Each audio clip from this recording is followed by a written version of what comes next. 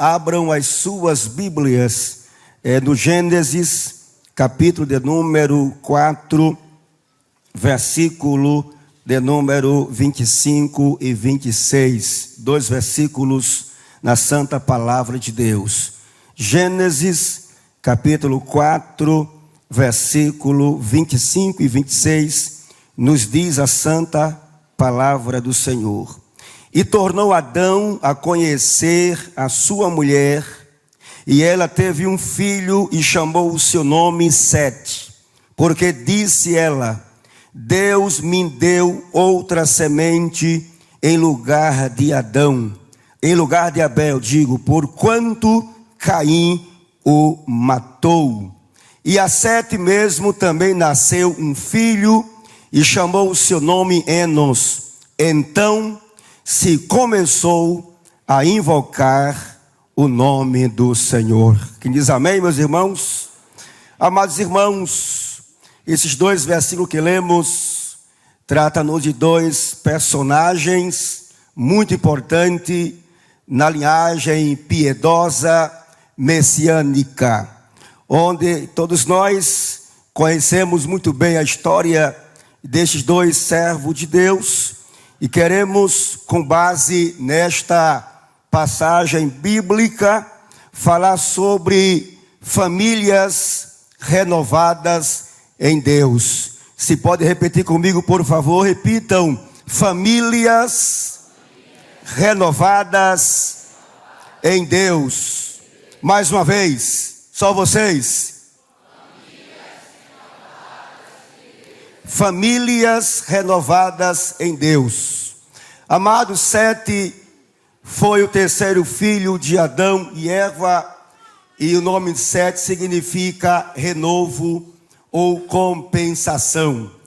Enquanto que o nome Enos, filho de Sete e neto de Adão, significa doentio ou mortal.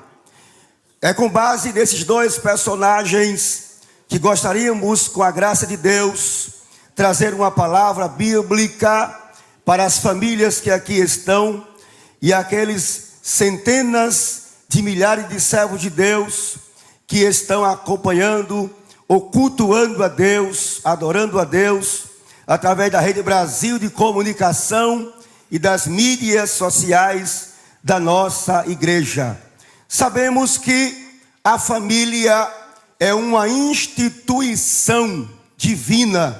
A família não foi idealizada, organizada, criada pela mente sábia, inteligente dos homens desta vida, dos homens deste mundo. Mas, repito, uma idealização que nasceu no plano de Deus, que nasceu na mente do Senhor nosso Deus. Em Gênesis capítulo 2, versículo 18 diz: o próprio Deus disse: não é bom que o homem esteja só, far-lhe-ei uma adjuntora que esteja como diante dele. Aí estava Deus pensando, criando, idealizando a família, claro, o casamento e consequentemente a família. Deus celebrou o primeiro casamento lá no Jardim do Éden, diz a sua palavra. Está escrito em Gênesis capítulo 2, versículo 21 a 24, e o Salmo de número 127, o versículo 1. Em segundo lugar, Deus estabeleceu os princípios que regem a vida a dois, que rege o matrimônio, que rege a família, que rege o casamento. Gênesis capítulo 2, versículo 24, e o Evangelho do Senhor Jesus, escrito por Marcos, capítulo de número 10, versículo 6 a 9, e Hebreus capítulo 13, e o versículo 4. Em terceiro lugar, Deus estabeleceu propósitos para o casamento.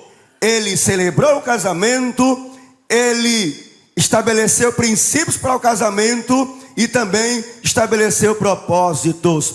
Nós observamos, à luz da Bíblia Sagrada, Gênesis, capítulo de número 1, versículo 28, Provérbios capítulo 5, versículos 15 a 18, e ainda Eclesiastes capítulo 4, versículo 9 ao versículo 12. E um dos propósitos que Deus estabeleceu para o casamento é a procriação, é a geração de filhos para a perpetuação da vida humana.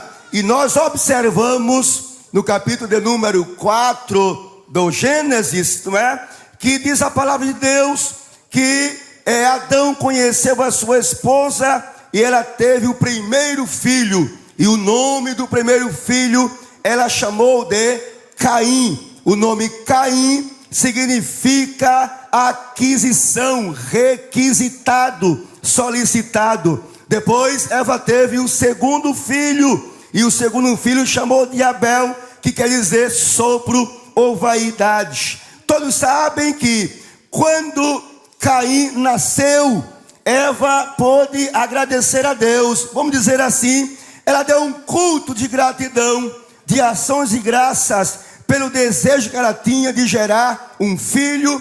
E ela orando a Deus, pedindo ao Senhor, Deus concede a sua oração, pois o nascimento de Caim é o resultado da oração do casal, o irmão Adão e a irmã Eva. É interessante, irmãos, porque quando nasceu Caim, ela disse assim: alcancei do Senhor um varão, e pôde agradecer ao Senhor. Mas todos sabem o que Caim fez, não é?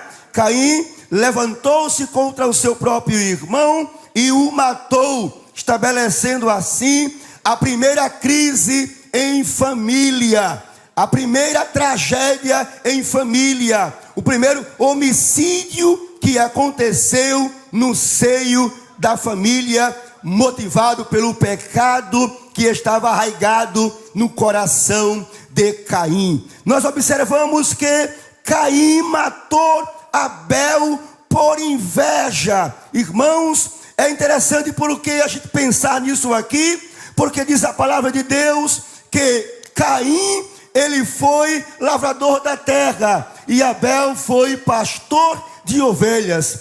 Ambos criados com o mesmo pai, servindo ao mesmo Deus, aprenderam a sacrificar ao Senhor em família, no culto doméstico, adoração no ambiente familiar.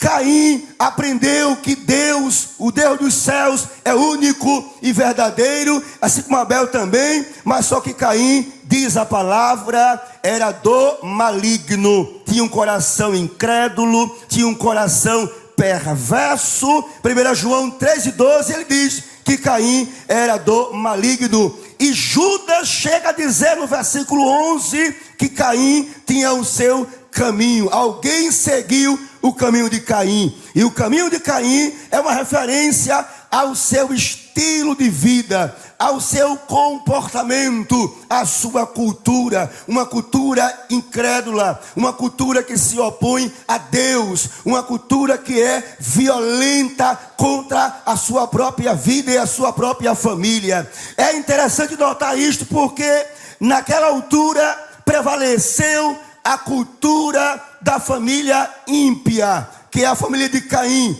Prevaleceu um estilo de vida implantado por Caim. Abel que servia a Deus, Abel que adorava a Deus, Abel que é um homem de fé, Abel que é um homem coração alegre, um rapaz dinâmico, um rapaz pentecostal, um rapaz espiritual, estava morto. Foi assassinado pelo seu irmão, e o que predominou na sociedade foi uma cultura ímpia, uma cultura perversa, uma cultura corrompida. A família estava em crise, a sociedade estava em crise, não havia mais menção ao nome do Senhor, nem adoração no seio familiar. De compreender, irmãos, o que um coração invejoso é capaz de fazer com o seu próprio irmão, com a sua própria família.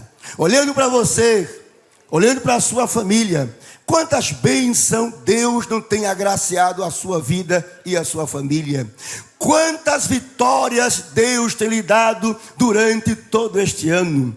Quantas graças para com a sua família. Mas o diabo não está feliz, não está satisfeito com aquilo que Deus tem feito para com a sua família. E procura um espaço, procura uma brecha para atingir o pai, para atingir a mãe, para atingir os filhos. Mas tudo quanto ele fizer será debalde, porque o Senhor está conosco. O Senhor está com a nossa família. Levante suas mãos. O Senhor está contigo. Tua família pertence a Deus. Vou repetir: tua família pertence a Deus. Tua família é um projeto de Deus. Família não é um projeto falido, porque a família é um projeto que nasceu no coração de Deus. Quem pode dizer amém desta noite, meus irmãos? A sociedade virou um caos. As famílias estavam em crise. Predominava a violência. Aí nós observamos que o Deus dos céus, cuja morte de Abel havia repercutido no céu, também a Bíblia diz que a morte de Abel repercutiu na terra. Nós observamos, irmãos, e não sabemos identificar como ficou o coração de Eva. Como ficou o coração de Adão. Um filho que foi criado com tanto amor. Um filho que foi criado com tanto carinho, com tanta educação. Um rapaz que aprendeu da sua própria casa a sacrificar ao Senhor, a adorar ao Senhor. Agora, como disse a princípio, um rapaz que era fruto da sua oração, da sua intercessão, porque ela disse: alcancei do Senhor um varão, e colocou o nome de Caim, que significa pedido, solicitado. Esse é o fruto que Deus me deu, pela minha intercessão, pela minha oração. E agora, aquele rapaz primogênito havia assassinado o seu próprio irmão. Como estava o coração daquela mãe? O coração daquele pai? Na família faltava um filho, um membro. Na sociedade faltava um profissional, pastor de ovelhas. Haveria muitas frustrações. O culto havia parado, a adoração a Deus, porque o seu adorador estava morto e enterrado pelo seu próprio irmão. É interessante, queridos irmãos, que Abel era um rapaz justo, um rapaz de fé, um rapaz santo, um rapaz dedicado, um rapaz dinâmico na obra de Deus. Parecia até que o mal havia vencido o bem. Parecia até que o diabo havia ganhado na peleja. O silêncio predominava, a tristeza, o desânimo. Mas Deus é invencível. Eu vou repetir: Deus é invencível. Os planos de Deus jamais serão frustrados. Quando Satanás usa Caim, que se levanta contra Abel e mata seu irmão, parece até que os planos de Deus para a família foram todos frustrados. Eva, que depositou a esperança messiânica em Caim, estava desanimada, estava triste. Mas Sete é o raio de esperança que nasceu naquele tempo designado pelo Senhor. Está escrito em Jó 42 e o versículo 2. Foi que Jó disse: bem sei eu que tudo podes, e nenhum dos teus pensamentos, dos teus planos, dos teus propósitos podem ser impedidos. Levanta as mãos. O que Deus planejou, o que Deus estabeleceu, o que Deus organizou, o que Deus prometeu, vai acontecer. Levanta as mãos. Na sua casa, na sua família, para o seu marido, para a sua esposa, para os seus netos, para os seus filhos, vai acontecer.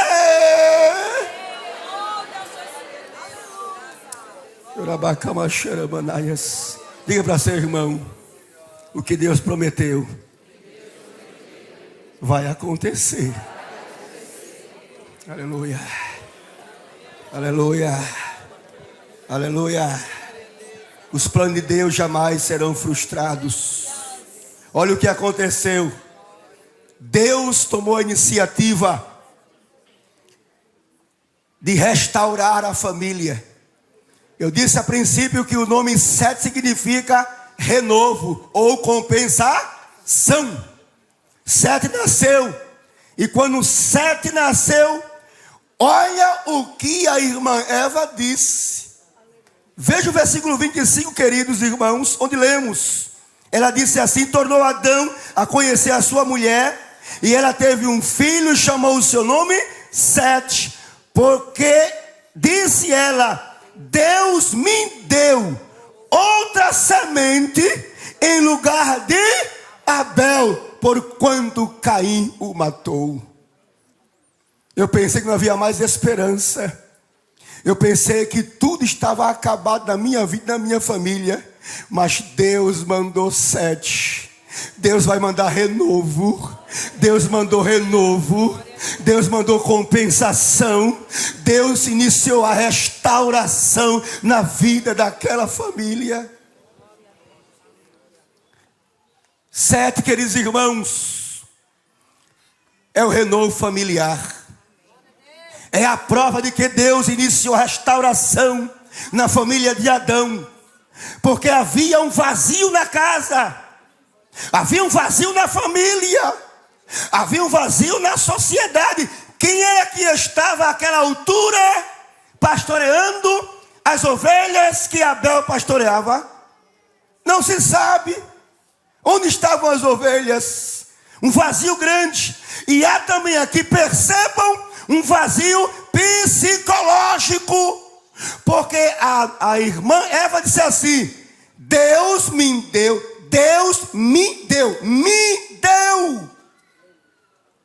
deu para mim. A mãe estava dilacerada, a mãe estava destruída, a mãe estava sem dormir há muito tempo, problemas psicológicos. Quando Deus manda Sete, Ele preenche o vazio do lar, mas preenche o vazio do coração também. Aleluia. Quantas famílias que aqui estão, e ainda que estão cultuando a Deus pela Rede Brasil de Comunicação, que estão vivendo o luto, estão vivendo a tragédia, o caos, a destruição por algo que aconteceu na família. Esta mãe que não dorme direito, este pai que vai trabalhar e não para de pensar no seu filho, no seu neto, na sua família. Estes pais que estão destruídos psicologicamente pelas tragédias que são consequências do pecado, está pensando que não tem mais jeito, mas vai aqui uma palavra profética da parte de Deus, o Deus Todo-Poderoso, o Deus que idealizou a família, vai restaurar a tua família. Você que está aí em casa, no trabalho ou no hospital, recebe esta palavra agora. Deus vai fazer a restauração plena. Levanta as mãos. Deus vai fazer a restauração plena, a restauração completa. Quem está longe vai se aproximar. Deus vai fazer voltar. Deus vai trazer para casa. Deus vai trazer de volta, como o filho pródigo voltou. Porque o Deus que a gente serve é o Deus que restaura as famílias. Queridos irmãos, eu lembro-me agora O mês passado, um servo de Deus lá da área estava tão desanimado por uma situação familiar que foi embora e disse que não voltava mais. Tomei conhecimento, liguei para ele e pedi para voltar para casa para junto conversarmos. Ele insistiu dizendo que não voltaria mais, que se voltasse praticaria uma tragédia. Mas por muito insistir, ele voltou e nós sentamos para conversar. Ele disse assim: eu não quero mais viver aqui com a minha esposa e os meus 3 filhos, porque um dos filhos de 7 anos de idade estava tão imperativo, uma criança tão imperativa, que ele disse que não tinha mais condições, porque não tinha mais força para criar aquela criança. A criança mangava do pai, a criança zombava do pai, botava o dedo no rosto dele e fazia desafio. 7 anos de idade. E nós sentamos ali e nós conversamos 1 hora aproximadamente. E eu mostrei para ele que aquilo era espiritual e que aquele homem deveria voltar para casa e iniciar uma campanha de oração com a sua família. Vá no quarto da criança, coloque a mão na criança e ore toda noite, queridos. Aquele homem aceitou o desafio e até hoje restaurada. Está lá o homem hoje lá na área houve uma carreata evangelística e ele, a esposa, os gêmeos e a criança de 7 anos caminhando, cantando, adorando a Jesus. Nós servimos a um Deus que não perde para Satanás. Carabacamaxeramandaias.